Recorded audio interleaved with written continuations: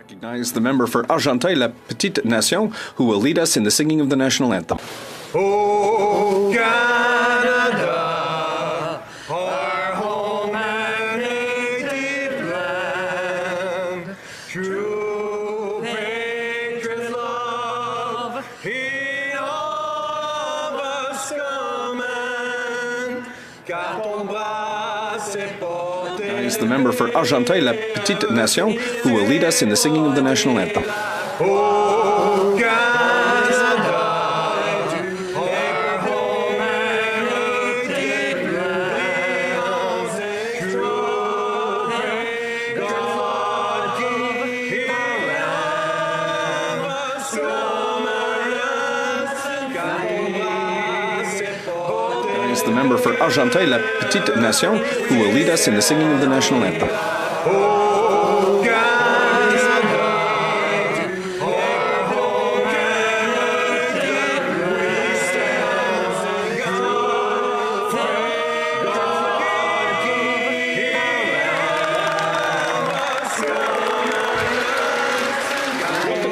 in all of us command. Recognize the member for Argenteuil-la-Petite-Nation, who will lead us in the singing of the national anthem. Oh, Canada.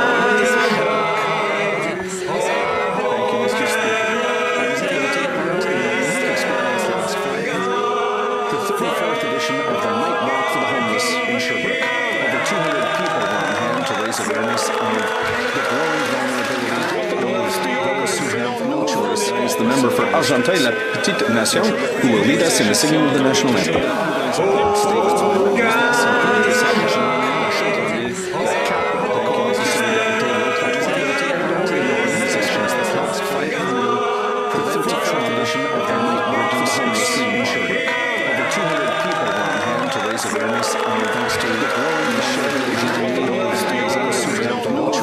The member for Argenteuil-la-Petite-Nation, who will lead us in the singing of the national anthem.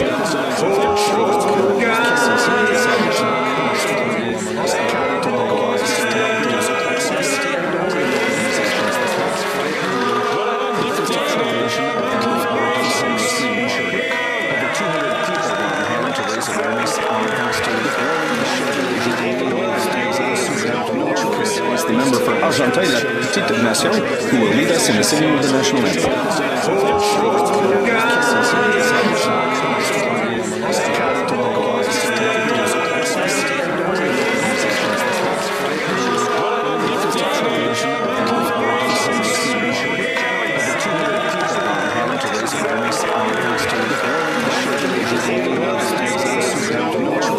The member for Argenteuil-la-Petite-Nation, who will lead us in the singing of the national anthem.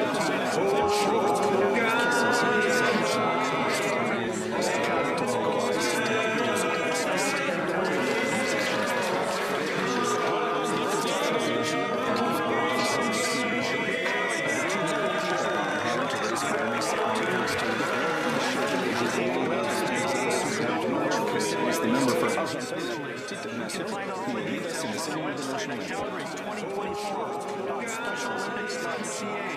There are so many ways to be a part of the volunteer experience, Mr. Speaker, and I encourage all Calgarians to consider volunteering so that we can make the Games a great success.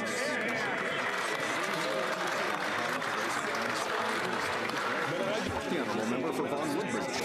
Thank you, Mr. Speaker. For over 7 decades, the Canadian Italian Business Professional Association, known as CIBA, has been a leading voice in our community, playing an instrumental role in recognizing the achievements of more than 1.5 million Italian Canadians across Canada. CIBA's inception marked a significant moment in the Italo-Canadian journey. It was founded to address the difficulties experienced by Italian immigrants seeking to establish themselves in Canadian society. This Friday, Mr. Speaker, CIBA Toronto celebrates its 71st annual President's Ball, featuring the spirit of unity that defines the community and the ongoing contributions of Italian Canadians to all aspects of society. I wish to congratulate this year's CIBA Award recipients, Dr. Gianluigi Bislieri, Rocco Rossi, Vittoria Mancinelli, Carmen Principato, Anthony Ricciardi, and Dr. Roberto Inocito Provenzana. Provenzano, on their individual accomplishments. Mr. Speaker, the Italian-Canadian story of hard work, sacrifice, and generosity is one I am proud of and one my children will know well.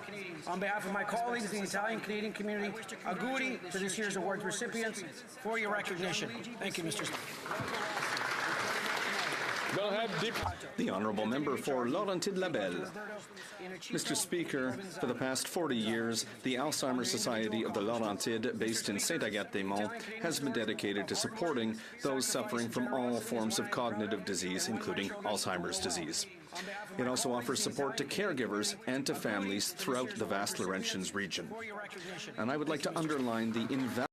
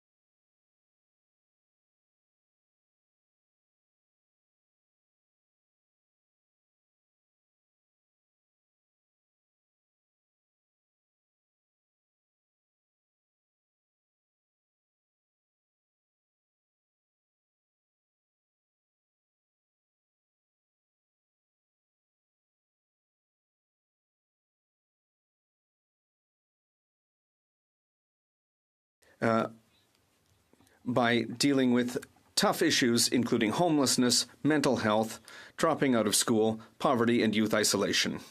A large part of the Macadam Sud team is made up of street workers. They meet young people in their own environment and offer them non-judgmental support.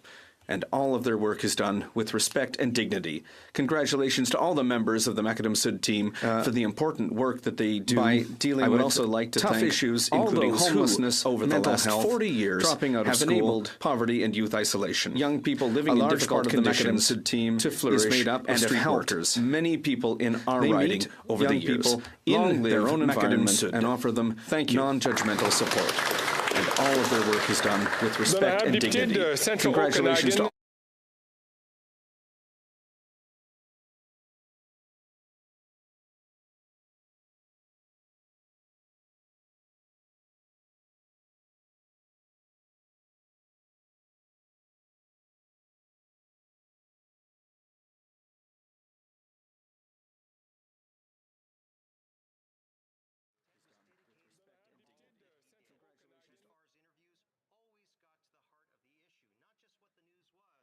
how it affected people in their daily lives. Ted was a dedicated husband, father, and proud grandfather. He championed his kids, his son Jonathan, who sadly predeceased him in 2008, and his daughter Natalie. Grandson Jonathan was Ted's joy, and he was so proud of watching him play and grow in lacrosse. Ted and wife Terry, also known as TNT, celebrated their 52nd wedding anniversary on October 1st. People in their Ted's own words to Terry, Ted was a dedicated husband, father, and been proud grandfather. I send my deepest condolences to Terry, Natalie, and grandson Jonathan, and to quote Ted's favorite expression, and his daughter Natalie. Play tomorrow, grandson Jonathan was Ted's joy, and he was so proud of watching him play and grow in lacrosse. Ted and wife Terry, also known as TNT, celebrated their 52nd wedding anniversary on October 1st. In Ted's own words to Terry, Ted was a dedicated husband, father, and proud grandfather. I send my deepest condolences to Terry, Natalie, and grandson Jonathan, and to quote Ted's favorite expression, and his daughter Natalie. Tomorrow, grandson Jonathan was Ted's joy, and he was so proud of watching him play and grow in lacrosse. Ted and wife Terry, also known as TNT, celebrated their 52nd wedding anniversary on October 1st. In Ted's own words to Terry, Ted was a dedicated husband, father, and proud grandfather. I send my deepest condolences to Terry, Natalie, and grandson Jonathan, and to quote Ted's favorite expression, and his daughter Natalie. Tomorrow, grandson Jonathan was Ted's joy, and he was so proud of watching him play and grow in lacrosse. Ted and wife Terry, also known as TNT, celebrated their 52nd wedding anniversary on October 1st. In Ted's own words to Terry, Ted was a dedicated husband, father,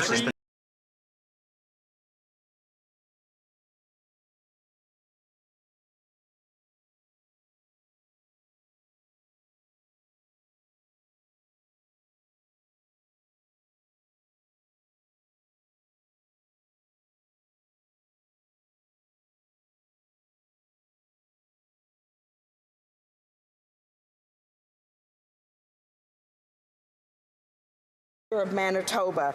He was a political leader who fearlessly fought for the rights of all Métis citizens at a time when his people faced prosecution and oppression because of their culture, values, and their way of life. Today in front of the House we have Bill C-53, which recognizes the rights of Métis in Canada. I call on everyone to reflect on the importance of Métis in Canada and support the rights and recognition of Métis people.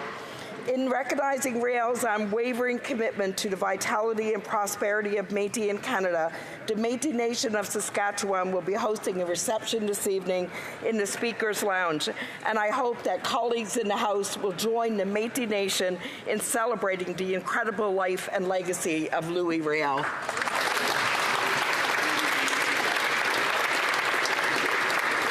Then I have the Honourable Member for Cariboo Prince George. After 8 long years of this NDP Liberal government, Canadians are finding it more difficult each and every day. The tripling of the carbon tax is having a devastating effect. It's raising the cost of everything from gas to groceries to home heating fuel. Canadians are struggling just to get by. According to the Canadian Taxpayer Federation, BC is one of the most expensive places to live. British Columbians are being, and I quote, raked over the coals. This Prime Minister just doesn't understand. Higher taxes means it costs more to grow the food, it costs more to ship the food, and ultimately it costs more to buy the food. When Prince George resident Brian Worms opened up his gas bill, almost half was all tax. Almost half, Mr. Speaker. We need to end this nightmare. This Prime Minister is out of touch and just not worth the cost.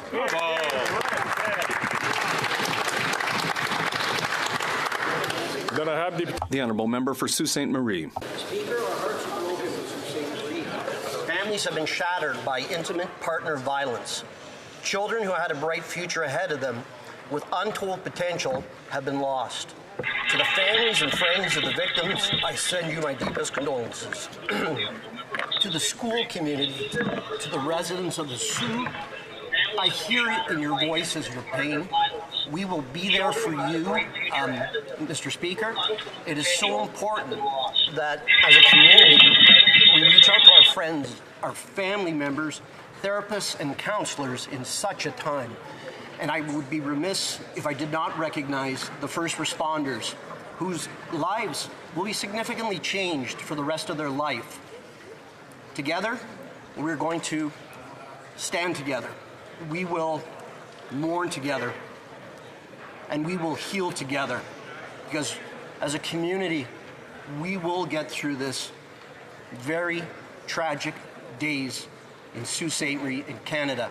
Thanks to all that have reached out to me, to my community, and again,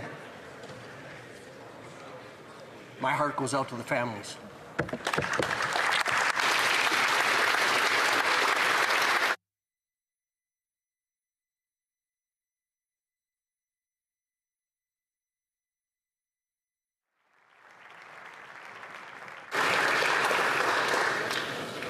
Then I have the Honourable Member for Louis Saint Laurent. Mr. Speaker, after 8 years of this Liberal government, more and more Quebecers are realizing that voting for the Bloc comes with a cost. On 2 occasions, they voted in favour of maintaining 2 carbon taxes, one which has a direct impact on Quebec, and the second carbon tax, which will cost up to 20 cents more per litre of gasoline. But that's not all, Mr. Speaker.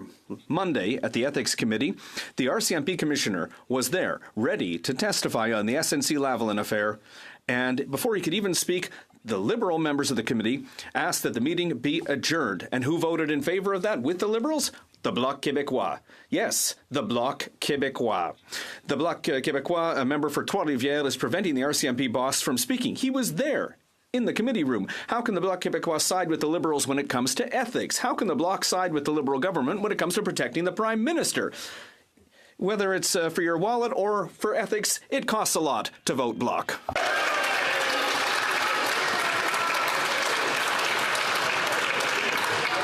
Then I have the Honourable Member for Battle River Crowfoot. Mr. Speaker, earlier this week, members of the NDP Liberal government shut down the Ethics Committee before we could hear from the RCMP Commissioner, who was there to testify about the documents that Liberal Prime Minister refused to release that hindered their criminal investigation into the SNC-Lavalin scandal. All of this happened after that Prime Minister hid behind cabinet confidence.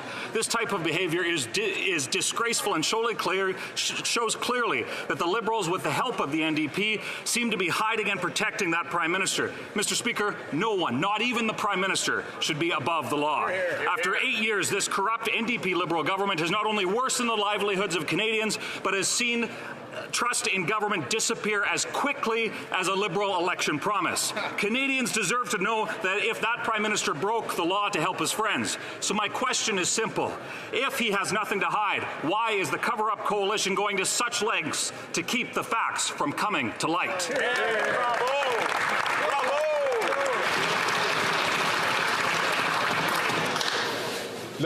The Honourable Member for La Salle-Mar, Verdun. Mr. Speaker, I rise today with the sad news that Canada has lost a loyal and faithful public servant. Our friend and colleague, Senator Ian Shugart, has left us after a battle with cancer. Ian was born in Ottawa and educated at Trinity College, U of T, before taking a degree in political economy. He cut his political teeth as a policy advisor to two Right Honourables, Joe Clark and Brian Mulroney. When the Conservatives were elected to govern in 1984, he first became a policy advisor and then Chief of Staff to Minister Jake Epp. During this time, he played a pivotal role in historic events, such as the patriation of the Constitution and the development of the Charter, and working, amongst other things, on childcare, labour market agreements, and the Meech Lake Accord. In 1991, Ian entered the public service, rising to many important roles, successive deputy minister positions with a substantive impact in many areas, including health, labour, climate, and global affairs. Finally, in 2019, he was named by the Prime Minister to be the 24th clerk of the Privy Council. He would serve in this role for 2 years, marked by the outset of a global pandemic, until his health forced him to step aside. When the situation looked more positive, Mr. Speaker, in 2022, he returned to public service as a senator and with a deserved role at the Monk School. Ian's public service was punctuated not only by his intellect, but by his practical wisdom. I would add, too, his civility and kindness. As a rookie cabinet minister on some challenging files, I will always appreciate the many kind words from Ian before, after, and sometimes during cabinet meetings, whether spoken or in the form of an encouraging note. Ian, on behalf of all Canadians, thank you for your dedicated service to this country and to our public institutions. Thank you for your thoughtfulness. Linda, to your family and friends, please accept our condolences. Rest in peace, friend.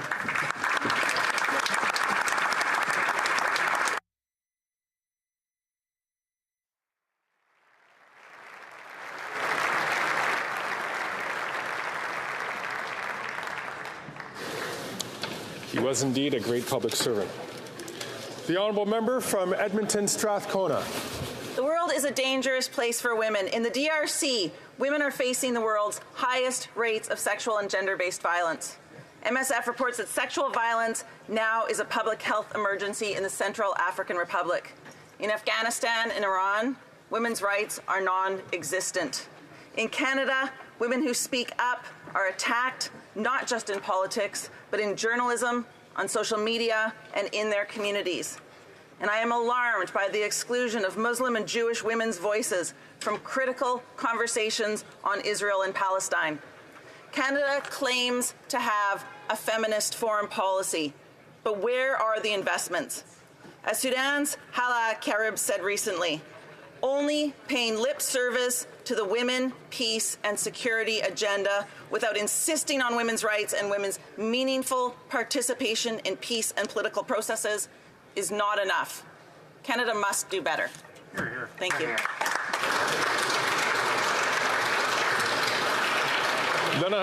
The Honourable Member for Longueuil, Saint-Hubert. Thank you, Mr. Speaker. As you know, we're currently witnessing a worrying rise in food insecurity and in homelessness. We're seeing a housing crisis that promises to be long and painful, and unprecedented rates of inflation that mainly affect the less fortunate, including young people in our community. In our community, Macadam Sud supports and equips young people aged 12 to 35 so that they can commit to improving their living conditions with respect and human dignity. They especially help those who find themselves on the margins of school, family, and the job market. Today, I'd like to mark the 40th anniversary of this institution. That's 40 years of supporting the community, 40 years of enabling young people to live in dignity, 40 years of having a major impact for all families in Longueuil.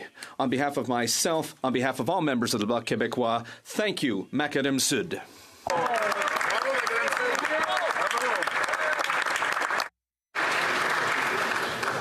The honourable member from Elgin, Middlesex, London. Mr. Speaker, after 8 years, too many Canadians are suffering at the hands of crippling mortgage rates. According to a CBC article published this week, a Calgary senior sold his home due to interest rate hikes and is still unable to find an affordable rental. Seniors are forced to couch surf, find roommates, or get bedroom and basement apartments.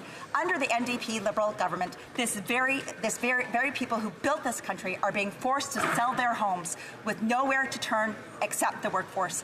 Seniors should not be forced out of retirement to make ends meet and achieve their dreams of owning a home. It is clear that this NDP Liberal government is not capable of ensuring housing stability and protecting Canadians of all ages. The thousands of Canadians fighting homelessness and desperate for a change. This Prime Minister is not worth the cost. It is time for Canadians to have a common sense government that brings down inflation and interest rates so hard-working people can keep their homes and a secure life. Thank you very much, Mr. Speaker.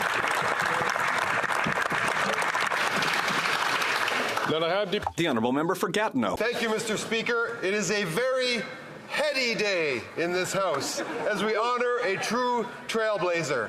30 years ago today, the voters of Vancouver Centre opted for a fresh alternative over her opponent, a Conservative Prime Minister.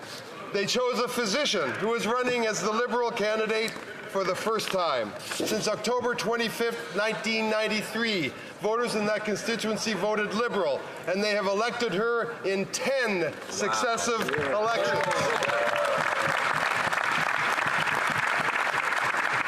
She is now the longest-serving female member of Parliament in Canadian history, Mr. Speaker. She has been the Parliamentary Secretary to the Minister of Health and Secretary of State for Multiculturalism and the Status of Women. And over 3 decades, she has been a supporter of a strong healthcare system and a champion for the LGBTQ+ community. She currently chairs the Standing Committee on Canadian Heritage, and back home, she's beloved by her fellow residents of Vancouver. Indeed, the City of Vancouver has proclaimed today as a day in her name. Canada has been fortunate to have her in this House, Mr. Speaker.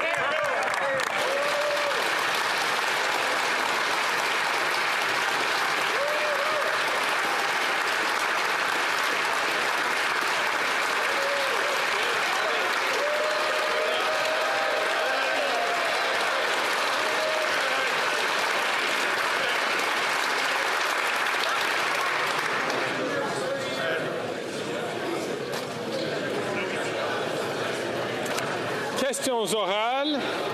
L'honorable. The Honourable Leader of the Opposition.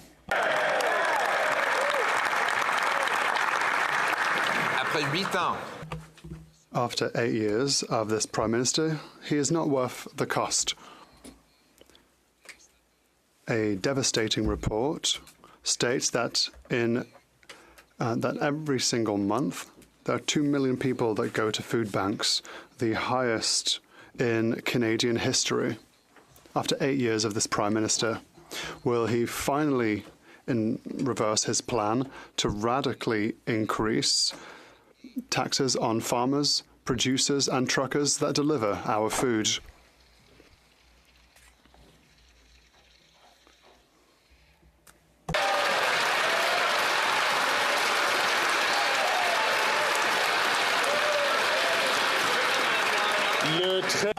The Right Honourable Prime Minister. Mr. Speaker, I would like to answer this question in a second, but first of all, I would like to speak to Ian Shugart. That I rise in this place to mourn the loss of our friend and fellow parliamentarian, Senator Ian Shugart.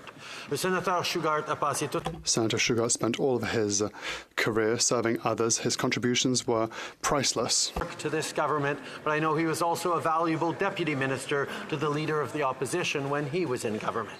Mes plus sincères condoléances. My deepest condolences to his family, to his friends, and to his senator colleagues and his former colleagues in the public service.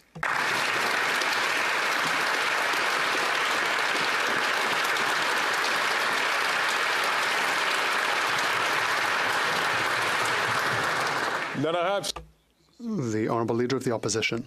My deputy minister, he was a brilliant public servant of serving both political parties and serving Canadians in the Senate, and all of us mourn with his family at the tragic loss of this great Canadian public servant.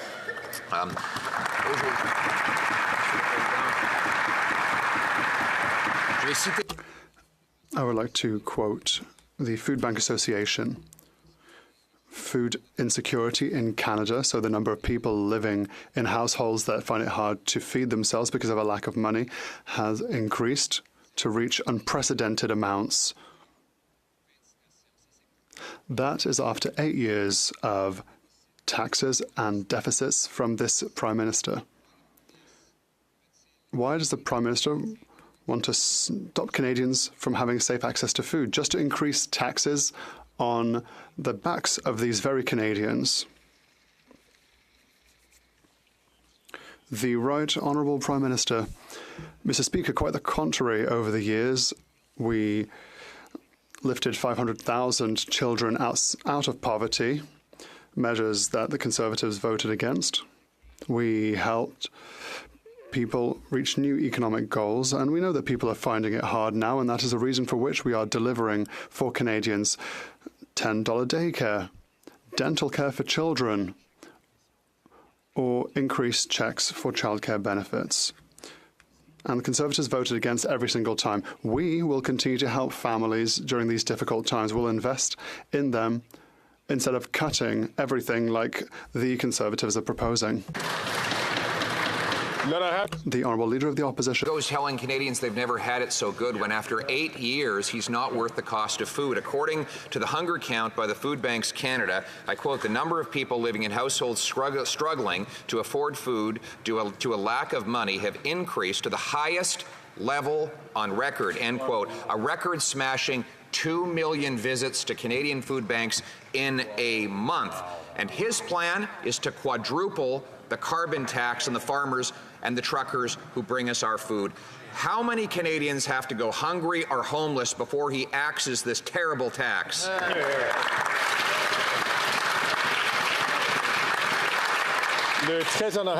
The Right Honourable Prime Minister. No Canadians struggling with the costs of food and groceries and housing. That's why we continue to step up to support them with measures like a $10 a day childcare, dental care for children, and child benefit checks. All measures that the Conservative Party has stood against, Mr. Speaker. We will continue to help Canadians. We'll continue our work to lift hundreds of thousands of kids out of poverty, to lift over 1 million Canadians out of poverty. But there's much more to do. We will keep doing it instead of giving in to the Conservatives' demands for more cuts, for cuts to services for Canadians, to cuts to supports that people rely on.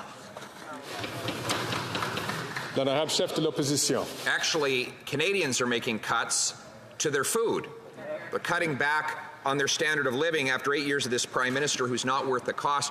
Back to that nightmarish report from Food Banks Canada, one Nova Scotian reported to researchers, quote, seniors are having trouble with home heating and many times have to choose between food and heating.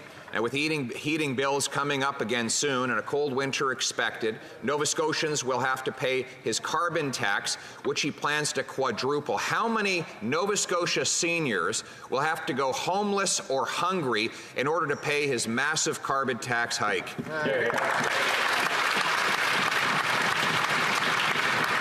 Le très honorable Premier ministre. Mr. Speaker, if the honourable member actually cared about seniors, he wouldn't have been part of the government that raised the retirement age, driving seniors further into poverty. We brought it back to 65. We continued to step up with supports for seniors, and we're going to continue to stand to defend their pensions as well. While his Conservative colleagues are attacking the CPP, he's finally realized that perhaps the CPP is a good thing, has come out in defense of it after decades, Mr. Speaker, of attacking seniors and their pensions, of attacking the CPP. We're going to continue unequivocally to stand to support seniors right across the country, unlike the Leader of the Opposition.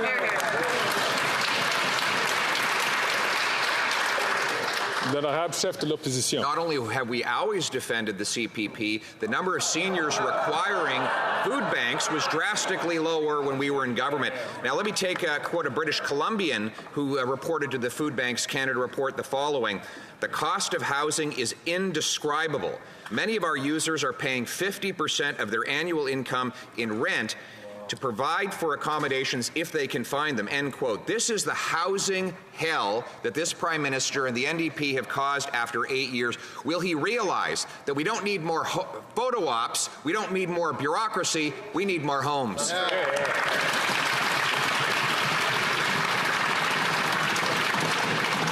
Mr. Speaker, as the Leader of the Opposition has put forward no plan for housing, he lacks credibility on this issue. We are taking bold action to get more affordable homes built. Indeed, just today, the Minister of Housing is in British Columbia, is in Kelowna for our most recent Housing Accelerator announcement, which will streamline building permits and allow for high-density housing near public transit, spurring the construction of up to 20,000 new housing units over the next decade in Kelowna. We're also working with Kelowna to make city-owned lands available for housing in partnership with nonprofits, and we look forward to sign more agreements right across the country, delivering for Canadians on housing. The Honourable Member for Bailey-Chambly. Mr. Speaker, yesterday the Quebec National Assembly unanimously adopted a motion that confirms the economic viability of a sovereign Quebec, one in a series of unanimous motions that speaks for all of Quebec. So, independently of his personal preference, does the Prime Minister recognise Quebec's capacity to succeed economically as an independent country?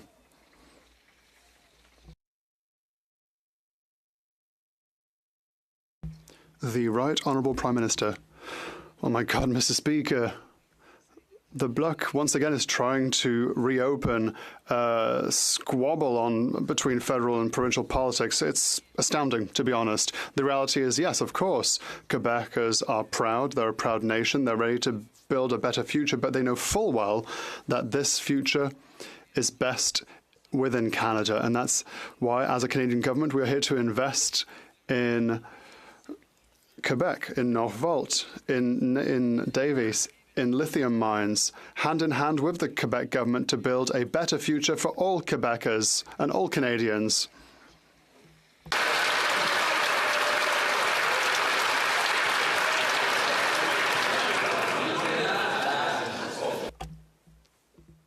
The Honourable Member for Bailey-Chambly. Well, you know that enthusiasm, well, we've already heard it before in Quebec, but I would like to remind the Prime Minister, who claims to speak for many people, that unanimously, including the Premier of Quebec, unanimously was it adopted a motion saying that Quebec was capable. I'm not saying if he knows how to count, the Prime Minister knows how to count, or if he likes it, but does he agree with the statement that Quebec can be a sovereign nation, economically speaking? That's it. Simple question.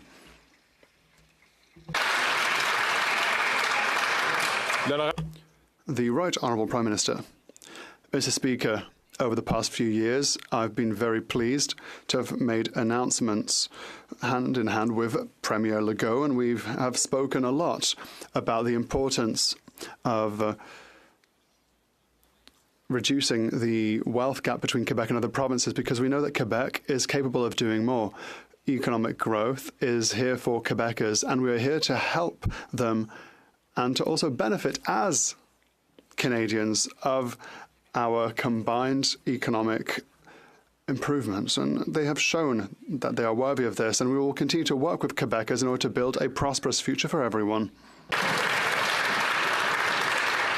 L'honorable député de Burnaby Sud. 2 million Canadians had to use the food bank in 1 month alone. This is a direct result of Liberals and Conservatives who continue to search and distract from what's going on, when the real reason of what's causing this, Canadians know really well. When they were asked the question, greedy CEOs. Now, why won't the Prime Minister understand what Canadians already do? Le très honorable Premier Ministre. Mr. Speaker, we understand and we see firsthand how Canadians are struggling with the cost of food, groceries, and housing. That's why we're taking concrete actions to support them through this, whether it be with the grocery rebate, whether it be with $10 a day childcare, whether it be with a dental care that's going to support young children, whether it be the initiatives we're taking across this country to create good jobs and economic growth, whether it be with the GST rebate checks, whether it be with the climate action rebate that's putting money in people's pockets right across the country. We're going to continue to be there for Canadians, as we had in years past, as we lifted hundreds of thousands of kids out of poverty, as we've lifted over 1 million Canadians out of poverty. We know there's more work to do, and we are going to continue to do it, Mr. Speaker. The honourable member from Burnaby South. While Liberals and Conservatives continue to distract, Canadians know corporate greed is driving up the cost of food. That's right. 2 millions de Canadiens visitent les banques. 2 million Canadians visit food banks, whilst profits of large grocery stores were close to $4 billion. When the Conservatives and Liberals have a choice, they always choose CEOs over Canadians. So the NDP forced them to come back before the committee to answer the questions they refused to ask. Will the Prime Minister admit that his government's approach is a total failure? The Right Honourable Prime Minister. Mr. Speaker, our objective is to make life more affordable and to make sure that companies pay their just part. The Minister for Innovation met CEOs from large grocery chains as well as producers, local and international food producers, so that we can highlight the necessity in making groceries more affordable. I hope that all members will join us so that we can adopt a Housing Act and Affordable Grocery Act as rapidly as possible in order to improve competitivity in the field. Well, Leader of the Opposition. It's like a parallel universe every time the NDP leader stands up and attacks the very government he's a part of and laments how miserable life is for Canadians after 2 years of him being part of voting for quadrupling the carbon tax, driving up inflationary deficits, and, of course, driving 2 million people to the food banks in a single month. He blames greed for all this hunger. He's right. It is the greed of Liberal and NDP politicians who keep taking more and more from Canadians. Will they reverse these disastrous policies, Mr. Speaker?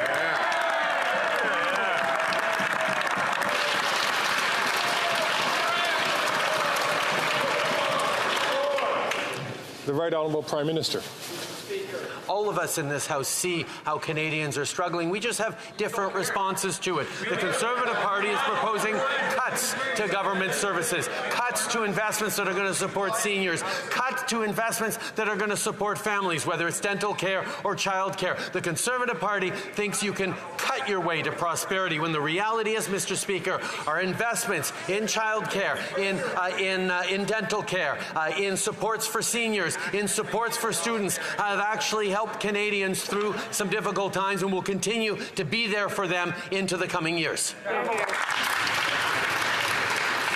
L'honorable chef de l'opposition. Being there for Canadians, he's taking money out of their pockets. And if you don't believe me, listen to the Governor of the Bank of Canada, who said, and I quote, "Today, government spending will be adding to demand more than supply is growing. And in an environment where we are trying to moderate spending and get inflation down, that is not helpful." That adds to the voices of the former Liberal Finance Minister John Manley, who accused this Prime Minister of pressing on the inflationary gas pedal. Will the Prime Minister tell us, does he agree with the bank governor that his government spending is not helpful on inflation.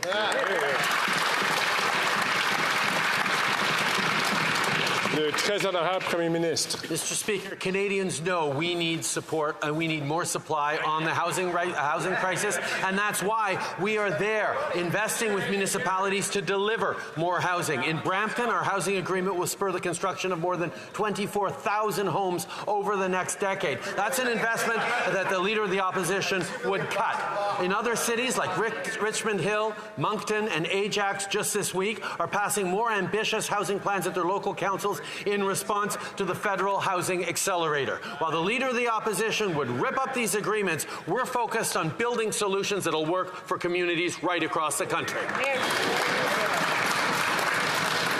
L'honorable chef de l'opposition. The question wasn't about his housing photo ops. The question was about the rate of inflation and its link to government spending. And I quote the Governor of the Bank of Canada on this point today, and I quote, "Government spending will be adding to demand more than supply is growing. And in an environment where we are trying to moderate spending and get inflation down, that is not helpful." Right. He's now clearly saying that government spending is driving up inflation. So very simple question. Does the Prime Minister agree with the bank governor that deficits are driving inflation? Yes or no?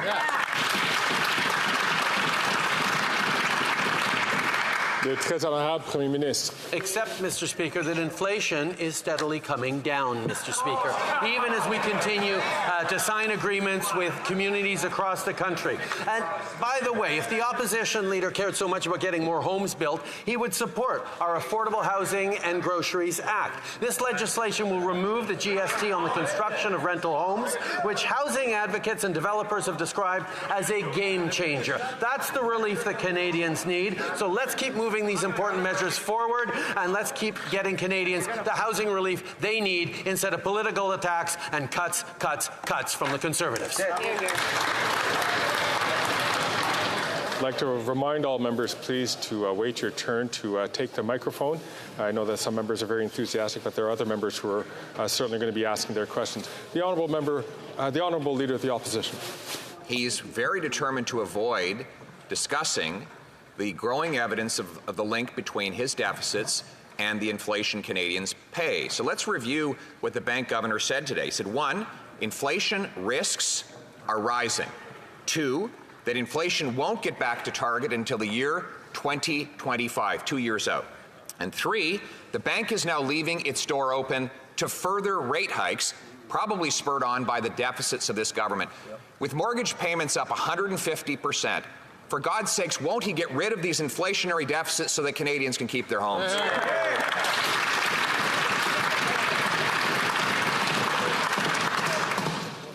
Le très honorable Premier Ministre. Mr. Speaker, what the Leader of the Opposition is proposing is to cut spending and supports for Canadians in the hopes that Canadians will somehow do better that way. We disagree. What Canadians need is greater investment in supply of housing, for example. That's why through our agreements, we're unlocking new homes and opportunities for growth in the city of Hamilton by spurring the construction of thousands of homes over the next decade, like we are across the country. The Mayor of Hamilton actually said our housing agreement was absolutely a big deal, and I couldn't agree more. When we work together with a strong and ambitious plan, we can get more homes built faster. While the Leader of the Opposition's plan would see these agreements ripped up and stalled, we will keep going forward to help Canadians. L'honorable chef de l'opposition. You know one word he never used in that big, rambling, read-off answer? Done. Because none of those houses are done.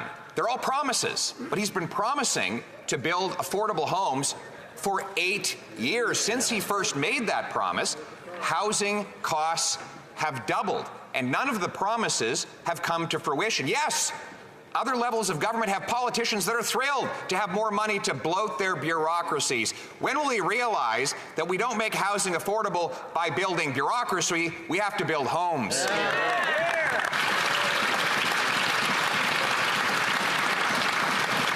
Le très honorable Premier ministre.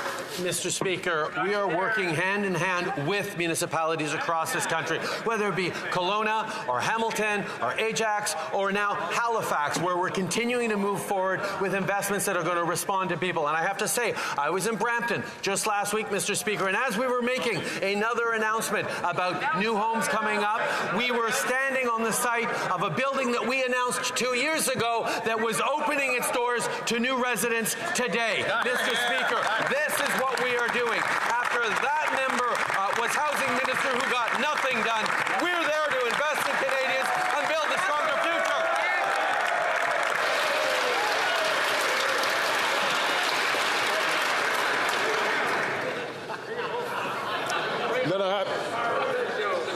L'honorable chef de l'opposition. Mr. Speaker, he has the best photo ops in the history of photo ops. We'll give him credit for that. He wants to know what I got done when I was housing minister. The average rent was $950. It's now over $2,000.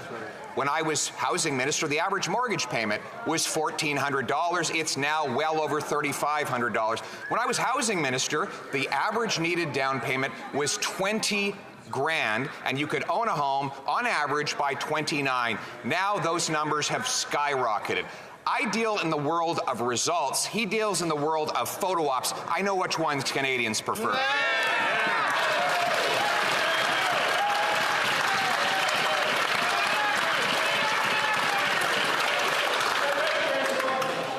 Le très honorable Premier ministre. Mr. Speaker, while he continues to insult and slag cities and municipalities across this country, we're going to continue to work with them, like we're working with the City of Halifax to build more homes so locals can thrive in their community. Recently, we announced an agreement with Halifax to fast-track 2,600 permitted units over the next 3 years, spurring the construction of thousands of homes over the next decade. But he wants to talk about what happened when he was housing minister. When he was housing minister, he announced $300 million and got 99 homes built, Mr. Speaker. That's his record as housing minister.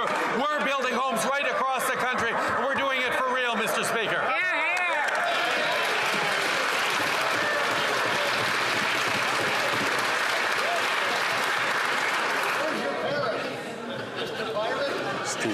Stephen.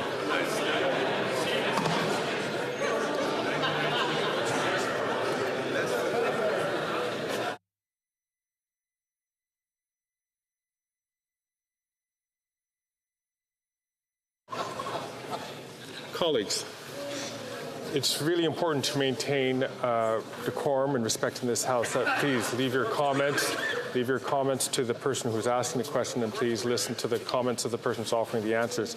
J'aimerais reconnaître maintenant le député. The honourable member for Baillieu-Chambly. Mr. Speaker, the money that the Prime Minister is boasting about spending is Quebecers' money, Quebecers' taxes.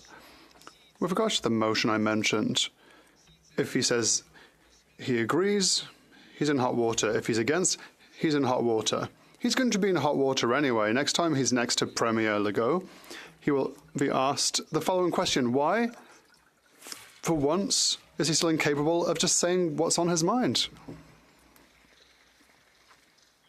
The Right Honourable Prime Minister.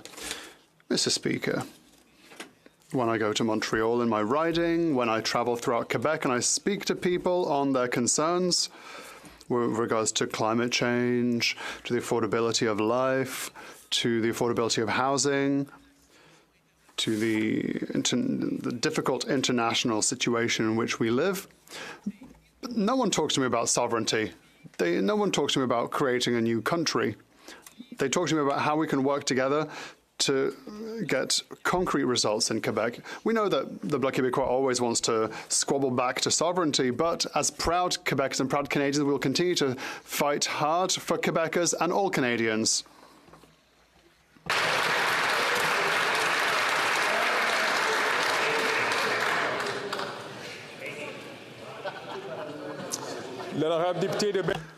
The honourable member for Baillieu-Chambly. I'm like these people. Well, I don't want to talk to him about subjects he doesn't know about. He doesn't want to answer my simple question. So the answer is Quebec can and Quebec should be independent as rapidly as possible.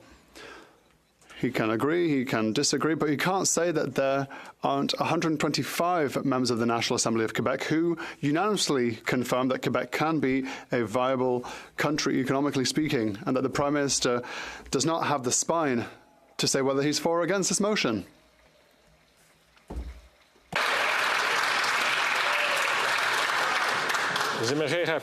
I would like to remind the honourable member, remind him of what I said last week. It was very important not to question the courage of any member in the House. The Right Honourable Prime Minister.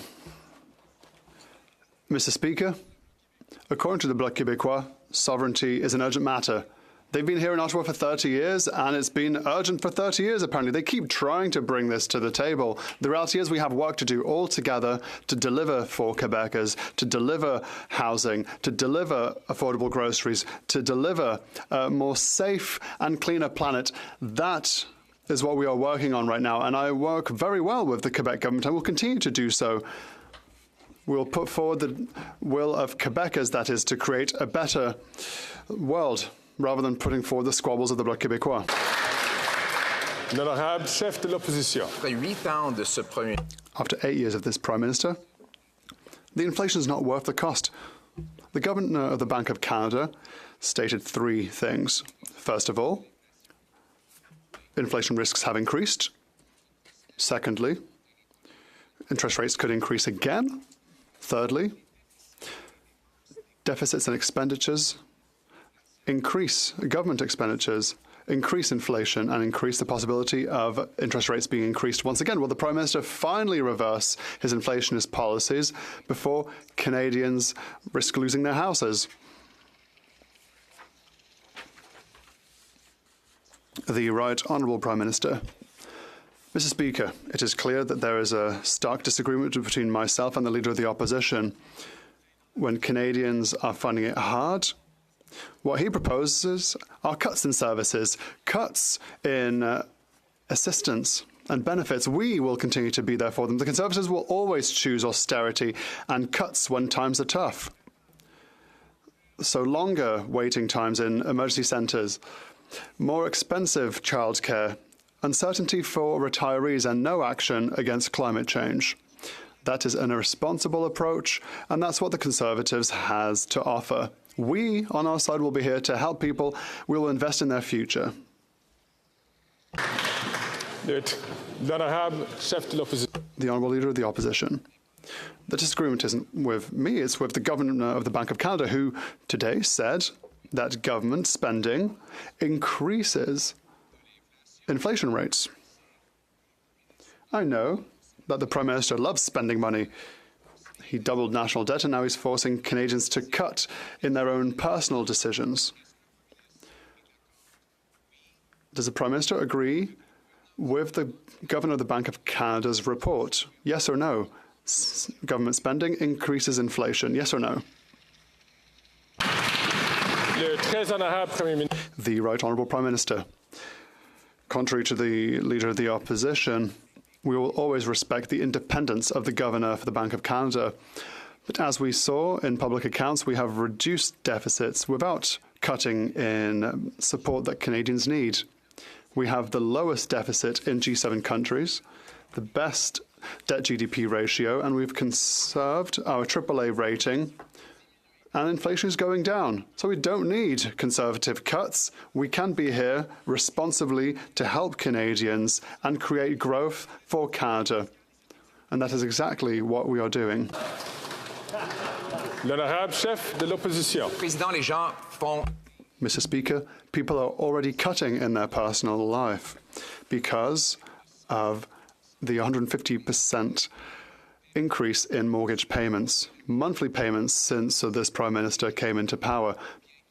People have to abandon their homes, become homeless, or decide to cut their meals, and that is the reality. Does he agree that this government's deficits increase inflation and inflation rates, yes or no? The Right Honourable Prime Minister. Mr. Speaker, Canadians are faced with a housing crisis. The Conservative solution is to cut in government investments in housing.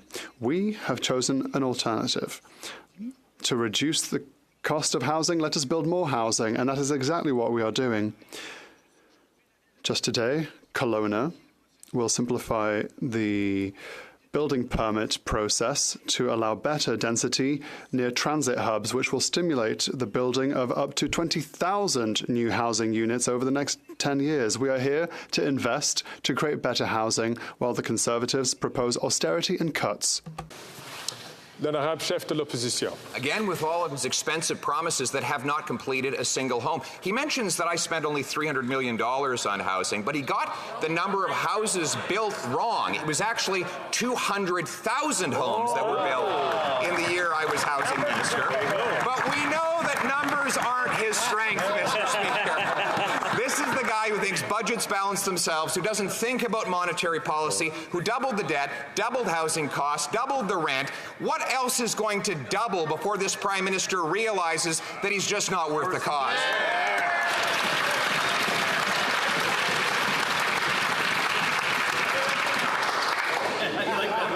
Le très honorable Premier ministre. The Right Honourable Prime Minister. The member opposite knows full well he can look in the history records, a $300 million program which delivered 99 homes.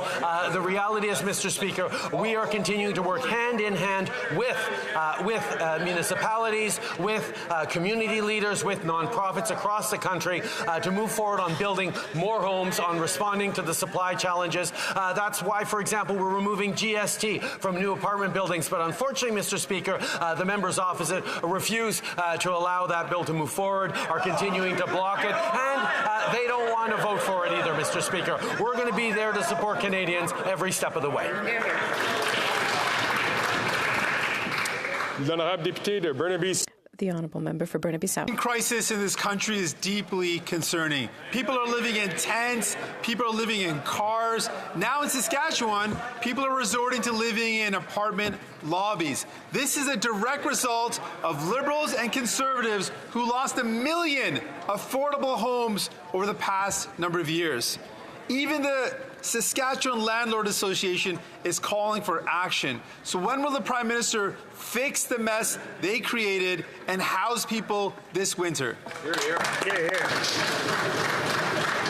Le très honorable Premier ministre. The Right Honourable Prime Minister. Working very closely with municipalities across this country on housing and homelessness, on building more homes, on improving supply.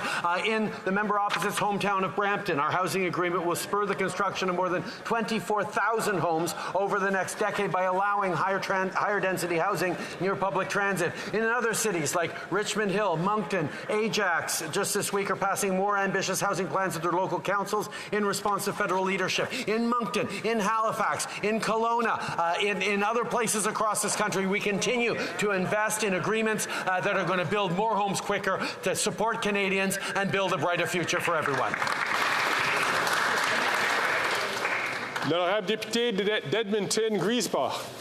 Mr. Speaker, the humanitarian situation in Gaza is getting worse by the minute. This collective punishment has now claimed the lives of over 6,000 people. The 12-year-old daughter of one of my constituents remains stuck in Gaza, separated from both her parents, and we have no information on her whereabouts. We need more humanitarian aid and a response that is fair to both Israeli and Palestinian civilians. When will this government join New Democrats in calling for a ceasefire now? Hear, hear. Le très honorable Premier ministre. Mr. Speaker, we unequivocally condemn Hamas's terrorist attack against Israel. We support Israel's right to defend itself in accordance with international law. We are deeply concerned about the situation in Gaza. As I said, there are ongoing diplomatic conversations about consideration of humanitarian pauses, and that is something that Canada supports. Desperately needed humanitarian aid must reach vulnerable Palestinian civilians in Gaza, and Canada is working closely with partners to build a humanitarian corridor. Hamas must immediately release all hostages, and Canadians and foreign nationals who wish to leave Gaza must also be allowed to do so. L'honorable député de Yukon. Mr. Speaker, since it was imposed upon them, Indigenous families and children have experienced racist and discriminatory treatment by Canada's Family and Children Services. Communities in the Yukon and across the nation have always known that self-determination and truth are key to healing and making sure future generations thrive. Thanks to the advocacy of First Nation leaders and communities, calls for accountability have been answered by the highest courts. Can the Prime Minister tell us what the federal court's decision means for First Nation children and families? Le très honorable Premier ministre. I thank the honourable member for Yukon for his question and his leadership. Yesterday's announcement represents an important milestone.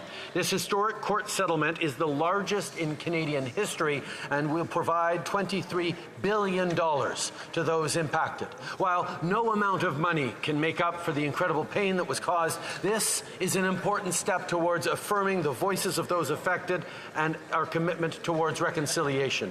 It could not have been achieved without the leadership of First Nations, and I look forward to continuing to work alongside them to deliver for Indigenous people across this country. L'honorable chef de l'opposition. The Honourable Leader of the Opposition. This Prime Minister is neither worth the cost nor the corruption. We know that he illegally interfered to block the criminal prosecution of a multinational liberal-linked corporation that had stolen from Africa's poorest people. But now we know that he was involved in blocking the RCMP from investigating the criminality of his conduct. He held back cabinet documents. So we invited the top Mountie to testify on this cover-up, and he and his co-conspirators and the NDP silenced the RCMP commissioner and prevented him from testifying. Will the Prime Minister stop the cover-up and let the Mounties testify?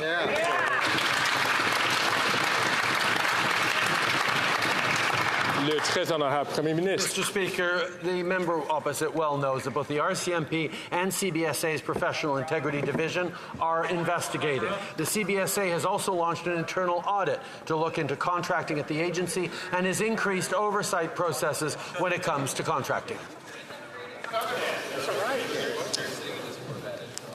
L'honorable chef de l'opposition. The Honourable Leader of the Opposition. Mr. Speaker, the question was about the SNC-Lavalin criminal investigation, not the ArriveCan app criminal investigation. I can understand there's so many criminal investigations he can get confused sometimes, but he sure managed to know enough about them to block from any scrutiny. He deprived the police of cabinet documents that may have led to criminal charges against him, and now he's depriving a parliamentary committee from investigating it. The question is, yes or no, will he let the commissioner of the RCMP testify about his blockage of cabinet documents in the criminal investigation of the SNC-Lavalin scandal?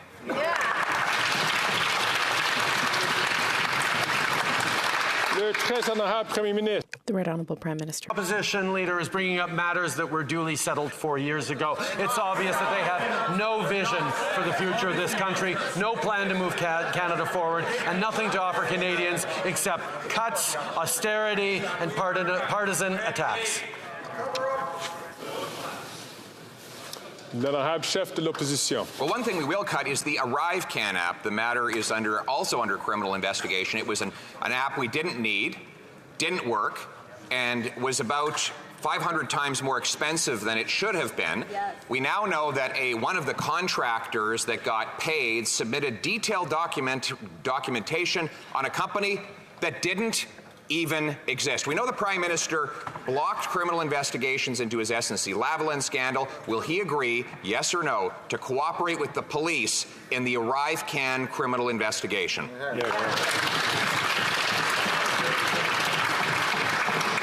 Le très honorable Premier ministre. Mr. Speaker, as I just said to the opposition leader, that when it comes to contracting, investigations are ongoing and processes have been updated. But he doesn't much care about facts or process, just his hidden agenda driven by ideology. An ideology rooted in denying that the government had to act fast in a once-in-a-century moment to keep Canadians safe. He doesn't want to talk about the pandemic. He doesn't want to talk about his behavior during the pandemic and following it. He will continue to try and distract, deflect, based on his ideology, based on the members of his team. It's very telling that the Conservative Party would choose not to prioritize Canadian safety.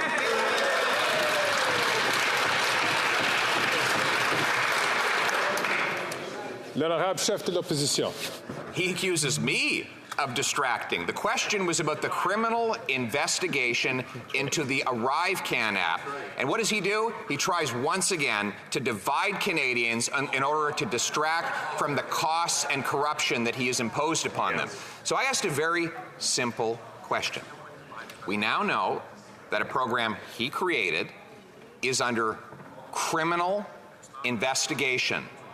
Will he, yes or no, cooperate with the police?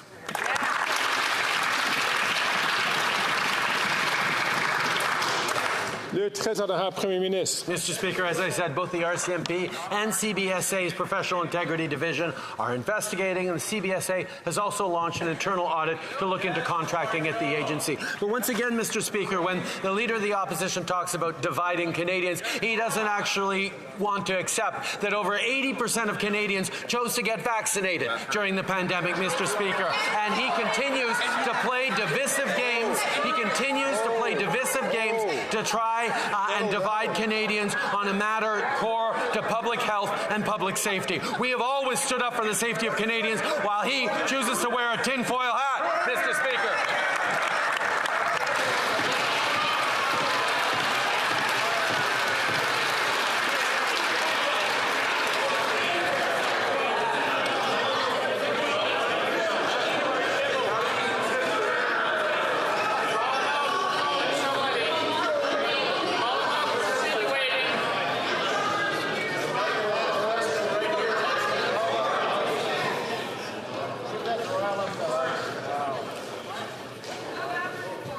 Colleagues, I do encourage you once again to take note of my declaration from last week, encouraging members to make statements, to avoid the statements which are qui peut déranger les procédures. That could disrupt the proceedings of the House of Commons. The honourable member for Belleuil-Chambly. Monsieur le Président, le Premier ministre dit The Prime Minister says he will continue to try to maybe consider the priorities of Quebecers. I talked about one of their priorities, which is also a motion for the National Assembly, which is to extend the deadline for paying back business loans. That is representing the survival of thousands of businesses in Quebec and Canada. Does the Prime Minister agree that, in the interest of the economies of Quebec and Canada, need more time or a payment schedule that is more spread out? The Right Honourable Prime Minister. We know that small businesses were hard hit by the pandemic, and many of them are still experiencing trouble now. The emergency account was an emergency measure. We have announced a one-year extension for repayment. We have made more flexible provisions for those who want to cancel their loans. We will continue to be there for small businesses in Quebec and throughout the country. The honourable member for Belleuil-Chambly. What all businesses are saying, what all the provinces and Quebec are saying, is that this extension is not enough and there's risks of businesses folding. The government may lose more money than it's going to save. So, does the Prime Minister recognize that they need to help businesses more, or does he recognize that, indeed, Quebec should take its own money and manage its own economy independently?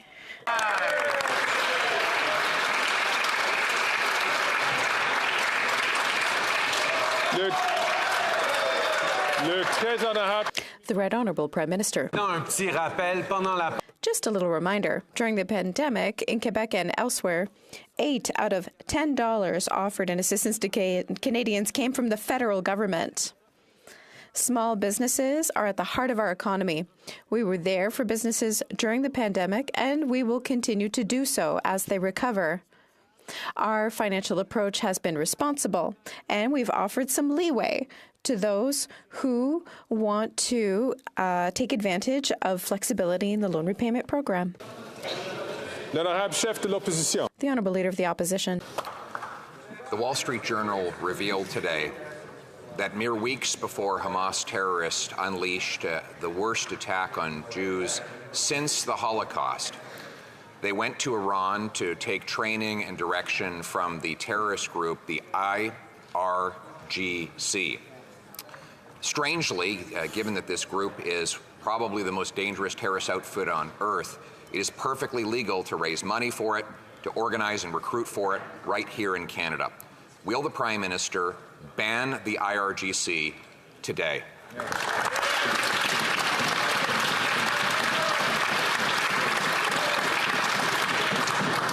The Right Honourable Prime Minister.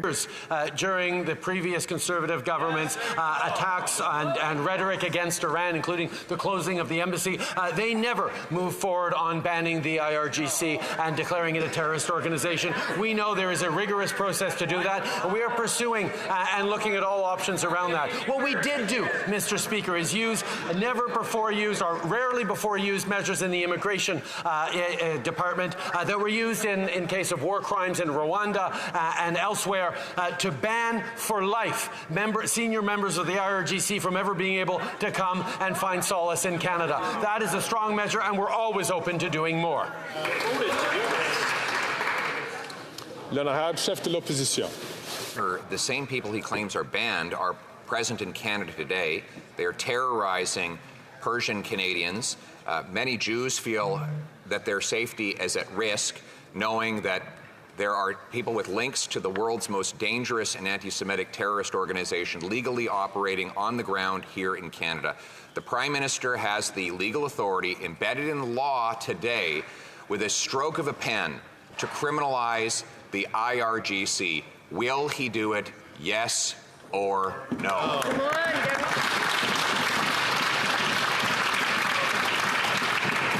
Le très honorable Premier Ministre. Mr. Speaker, if I start correcting the Honourable Leader of the Opposition on the facts, we'll be here all day. The fact of the matter is the listing of an organization as a terrorist organization is actually a meticulous process led by intelligence and security agencies and carefully calibrated to do no harm to Canadians or Canadian military members serving overseas. We will continue to take all measures to hold the murderous regime in Iran to account. We will continue to stand with the community. We will stand against anyone who's attempting to harm or intimidate Canadians on Canadian soil, and we are always open to doing more, Mr. Speaker. That is what we are continuing to work on. Hear, hear.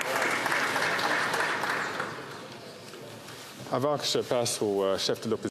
Before I move on to the Leader of the Opposition, I wish to remind the member for South Shore St. Margaret's to leave the floor to those who have the floor during question period. Opposition. The Honourable Leader of the Opposition. The Minister has had plenty of time to go through that meticulous process. Under the anti-terror law adapted in the aftermath of 9/11, the Public Safety Minister, which reports to the Prime Minister, has the ability to put groups on the list. There are dozens that have already been added, but the most dangerous terrorist group of all, the IRGC, can still legally fundraise, coordinate, organize, and propagate its message here on Canadian soil at great risk to Canadian Jews and Persians. Will the Prime Minister put his intransigence and stubbornness aside and protect Canadians for once and ban the IRGC?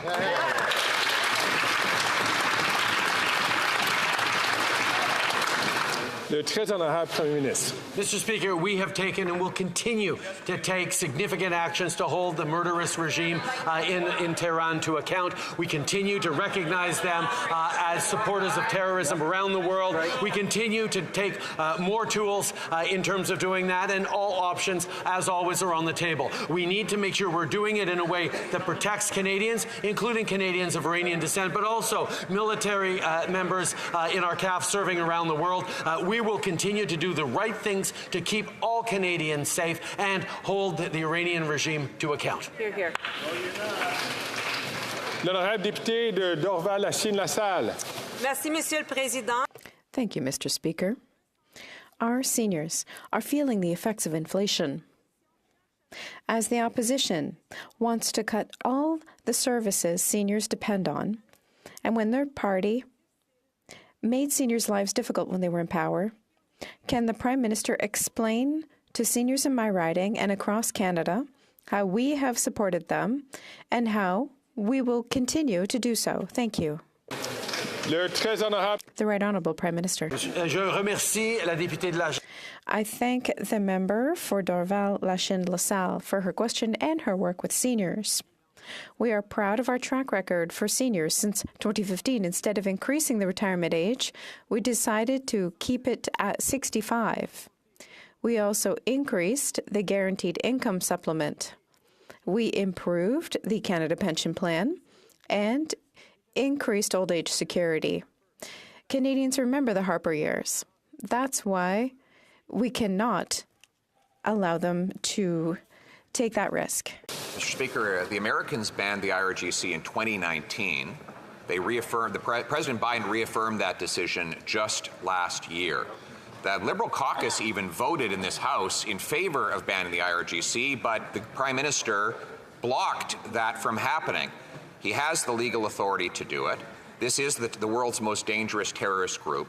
They helped orchestrate the hideous attacks on the people of Israel just weeks ago. Will he finally do the right thing and ban the IRGC? Yes or no?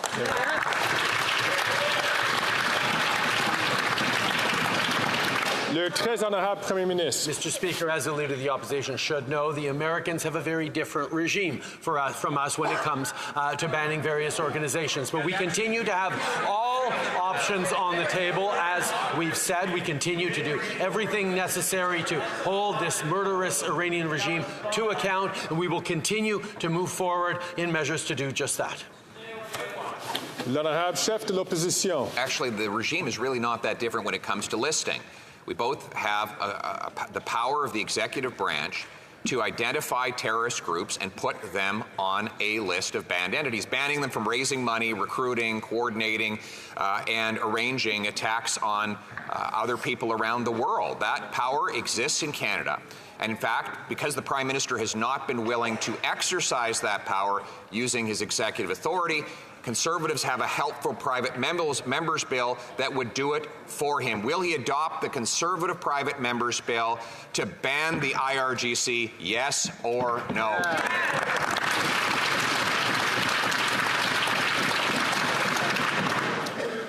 Le très honorable Premier Ministre. Mr. Speaker, we'll continue to do everything we can to hold the Iranian regime accountable for its actions. Our actions have included having sanctioned hundreds, over 368 in fact, of Iranian individuals and entities, including the IRGC Quds Force. And we're listing the regime under the most powerful provision of the Immigration and Refugee Protection Act.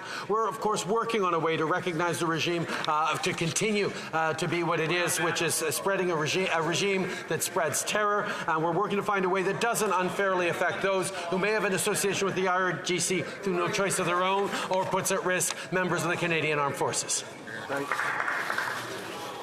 L'honorable chef de l'opposition.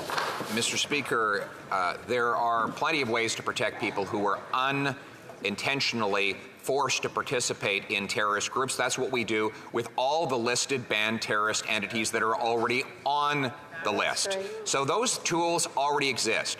The Prime Minister has had 8 years. 8 years. He is not worth the cost. He is not worth the risk to our safety.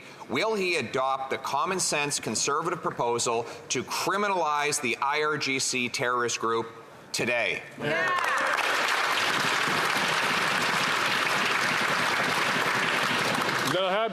Le très honorable Premier Ministre. Mr. Speaker, no one in this House disagrees that the Iranian regime is murderous, is a sponsor of terror, is bloodthirsty against people around the world and indeed against its own citizens. I remember well having held in my arms families of the victims of PS 752, brokenhearted because of what this murderous regime is capable of doing against its own citizens, let alone against citizens around the world. That is why we've continued to pursue every available means to hold the Iranian regime to account, to support people fighting for freedom in their country, to support Iranian Canadians, and we will continue to do just that. Before I move on to the member for Davenport, I remind the member from Cumberland Colchester to please allow the question to be answered and the person who has the floor to answer that question without interruption. The honourable member from Davenport. Mr. Speaker, The residents in my riding of Davenport are proud of Canada's unwavering support of Ukraine as it is fighting an illegal, brutal invasion by Russia. The opposition is questioning the need for the important Canada-Ukraine trade legislation that is currently before this House, calling it woke legislation. This puts into question their support towards Ukraine. Can the Prime Minister inform this House how we are committed to supporting Ukraine in their fight for freedom and why this trade legislation is so important? The honourable member, not the honourable member for Davenport, but rather the Right Honourable Prime Minister. Thank you, Mr. Speaker, and I thank the member for Davenport for her unflinching advocacy on this important issue. We have been steadfast in our support of Ukraine since day one of Russia's illegal invasion. The modernization of our trade deal with Ukraine is another important area of cooperation between our two countries, which is why it is so disappointing to hear the member that you just called out, the member from Cumberland Colchester, refer to the Canada-Ukraine Free Trade Agreement as, quote, woke legislation. On this side of the House, Mr. Speaker, our support for Ukraine has been unwavering. The leader of the Conservative Party cannot say the same.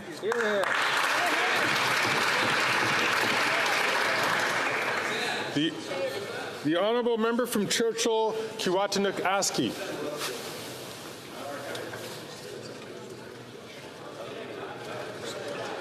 Mr. Speaker, as the Liberals fail on climate, First Nations are leading the way. Today's transformative AFN report says First Nations have begun taking matters into their own hands, unable to rely on other governments for robust climate action.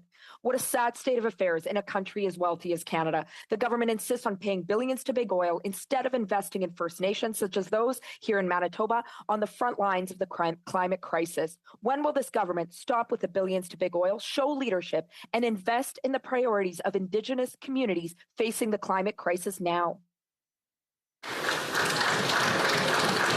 The Right Honourable Prime Minister.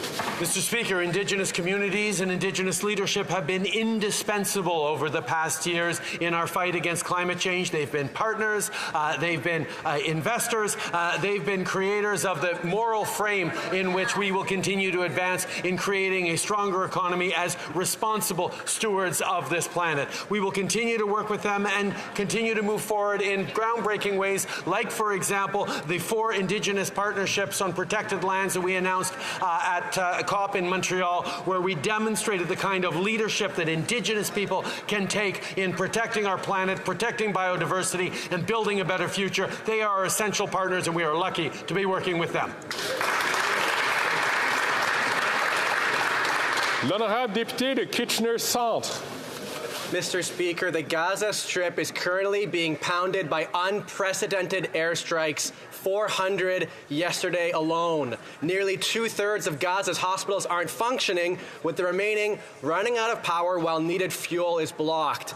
In just 2.5 weeks, almost 8,000 Israeli and Palestinian civilians have been killed, including more than 2,700 Palestinian kids. How many more children need to die until this government's going to call for a ceasefire? The Right Honourable Prime Minister. Speaker, we unequivocally condemn Hamas's terrorist attack against Israel, and we support Israel's right to defend itself in accordance with international law. Of course, we are deeply concerned with the situation in Gaza, and as I said, there are ongoing diplomatic conversations about consideration of humanitarian pauses, which is something that Canada supports. Desperately needed humanitarian aid must reach vulnerable Palestinian civilians at risk in Gaza, and Canada is closely engaged with partners to build a humanitarian corridor. Hamas must release hostages, and we have to get foreign nationals, particularly Canadians, safely out of Gaza.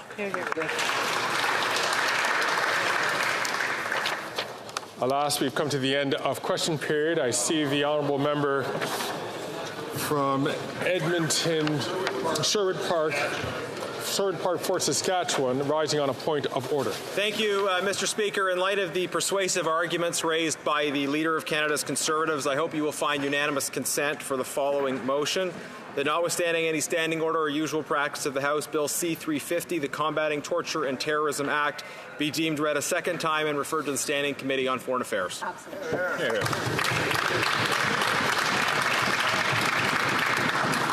all those opposed to the honourable members moving the motion will please say nay.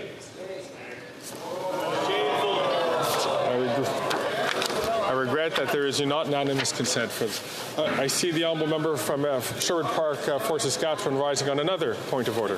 Chair, is it possible to identify the Liberal members who said nay in response to the... The honourable member is an experienced member of the House. You know that is not a point of order. It being 3:28, the House will now proceed to the taking of the deferred recorded division on the motion at third reading stage of Bill C-252 under private members' business. Call in the members.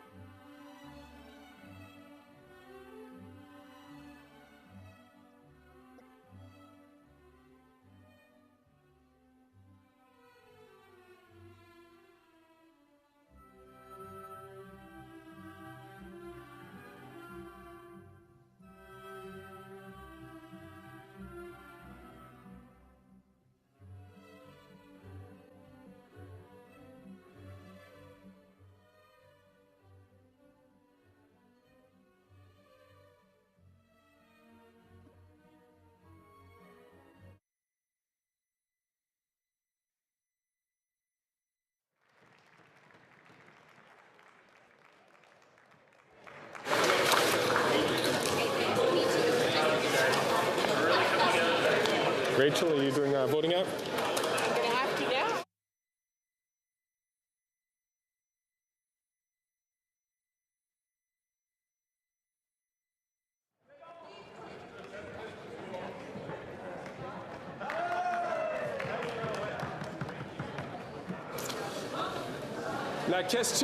The questions is as follows. Ms. Latanzio, seconded by Ms. Diab, moved that Bill C-252, an act to amend the Food and Drugs Act, prohibition of food and beverage marketing directed at children, be now read a third time and do pass. The 10-minute period for members voting electronically has started, and the House will now proceed to the vote. We will start with the sponsor of the item. Ms. Latanzio. Ms. Latanzio. We will now proceed to members participating in person. Mr. Lewis Kitchener-Conestoga. Mr. Lewis Kitchener-Conestoga. Mr. Van Bynen. Mr. Van Bynen. Mr. Baines. Mr. Baines. Miss Bradford. Miss Bradford. Madame Diab. Madame Diab. Mr. Gahir. Mr. Gahir. Madame Lapointe. Madame Lapointe. Mr. McDonald Malpec. Mr. McDonald Malpec. Mr. Meow. Mr. Meow. Miss Taylor Roy. Miss Taylor Roy. Miss Thompson. Mrs. Thompson. Mr. Carr. Mr. Carr. Miss Gainey. Miss Gainey. Cinquième rangée. Mr. Long. Mr. Long. Mr. Longfield. Mr. Longfield. Mr. McDonald Avalon. Mr. McDonald Avalon. Mr. Morrissey. Mr. Morrissey. Mr. Shifke. Monsieur Shifke. Miss Hefner. Miss Hefner. Mr. Chang. Mr. Chang. Madame Shanahan. Madame Shanahan. Mr. Sabera. Mr. Sabera. Mrs. Zaid. Mrs. Zaid. Mr. Rogers. Mr. Rogers. Miss Yip. Miss Yip. Quatrième rangée à ma droite. Mr. Assassi. Mr. Assassi. Monsieur El Khoury. Monsieur El Khoury. Mr. Fillmore. Mr. Fillmore. Mr. Hardy. Mr. Hardy. Mr. Badaway. Mr. Badaway. Mr. Sousa. Mr. Sousa. Mrs. Atwin. Mrs. Atwin. Mr. Kellaway. Mr. Kellaway. Monsieur Sanson. Monsieur Sanson. Madame Koutrakis. Madame Koutrakis. Madame Brière. Madame Brière. Mr. May Cambridge. Mr. May Cambridge. Monsieur Yacono. Monsieur Yacono. Mr. Morris. Mr. Morris. Troisième rangée. Third row to my right. Correction, Mr. Dhaliwal. Mr. Dhaliwal. Monsieur Arsenault. Monsieur Arsenault. Madame Lalonde. Madame Lalonde. Mrs. Romanado. Mrs. Romanado. Miss Jones. Miss Jones. Miss O'Connell. Ms. O'Connell. Mr. Gerritsen. Mr. Gerritsen. Mr. Lamoureux. Mr. Lamoureux. Miss Sahota. Miss Sahota. Madame Bendayen. Madame Bendayen. Mr. Fragascados. Mr. Fragascados. Mr. Biddle. Mr. Biddle. Mr. Vancouverden. Mr. Vancouverden. Mr. Baptiste. Mr. Baptiste. Miss Zerowitz. Miss Zerowitz. Mr. Blakey. Mr. Blakey. Deuxième rangée à ma droite. Second row to my right. Crow. Miss Grove. Mr. Scarpalegia. Mr. Scarpalegia. Mr. Casey. Mr. Casey. Miss Cara. Miss Cara. Madame Saint-Onge. Madame Saint-Onge. Mr. McKinnon-Gatineau. Monsieur McKinnon-Gatineau. Madame Le Boutillier. Madame Le Boutillier. Miss Jazek. Miss Jazek. Miss McPherson. Miss McPherson. Première rangée à ma droite. Mr. Holland. Mr. Holland. Miss Gould.